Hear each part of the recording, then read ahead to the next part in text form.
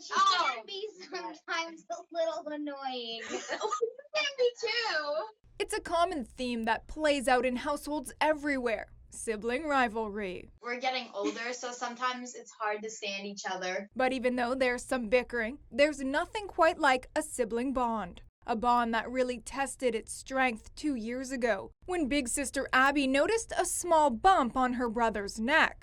She says it didn't sit right with her. I saw it on him, and then I alerted my parents, and I was like, I think Ollie has a sunburn on his neck. I saw it when we were brushing our teeth. But it didn't go away. In fact, it only grew. As it was growing exponentially, we thought, okay, we really need to do something about this. When antibiotics didn't put a stop to it, Ollie was referred to CHEO. When you get to that point, you know something serious is happening, and it's really very scary. His mom, Dawn, says results seem to come at lightning speed, and with them, agonizing news.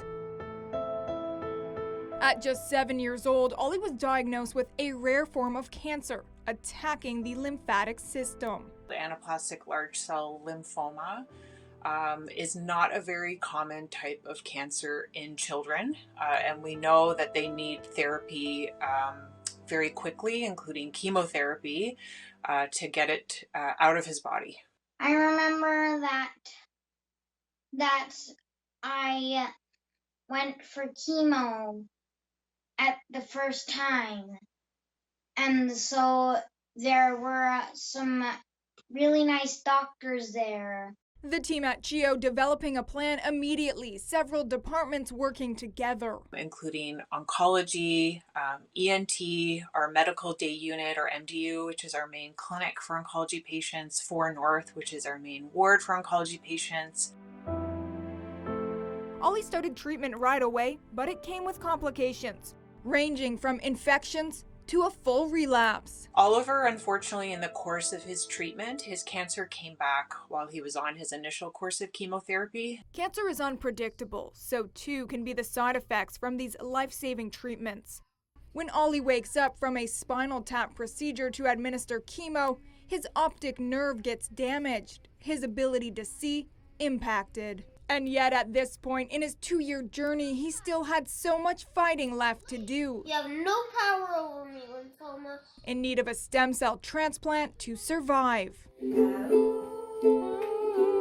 CHEO providing emotional support while searching for donors, matches soon complicated by COVID-19.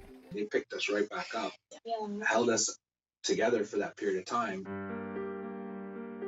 But right before a crucial transplant from a special donor, another relapse. The team at CHEO needs to quickly adjust once more. This time, doctors would use a new drug made available through compassionate grounds, not yet tested on children.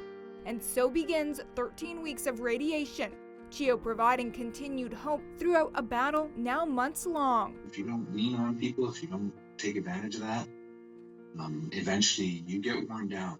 This is not a quick, a couple months thing. This is a very long grind. By the summer of 2020, he's strong enough for the transplant to go ahead.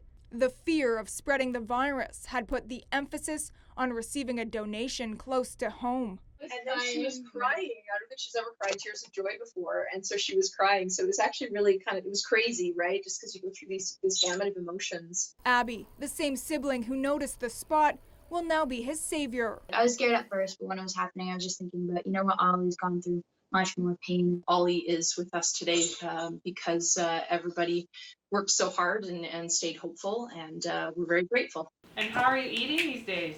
With tests showing growing and healthy blood cells, he's feeling so much better. Though his check-ins at CHEO will continue. Straight ahead, buddy.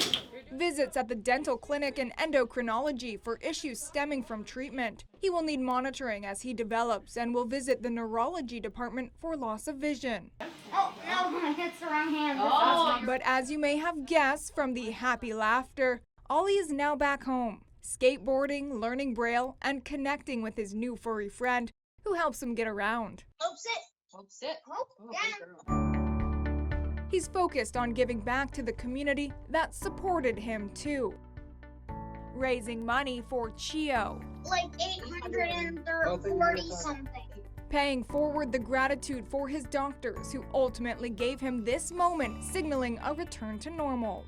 Ollie says he's thankful to his parents and especially thankful to Abby. She has given me stem cells and been really kind to me. A big sister who would do it all over again. To save this kiddo, of course, of course.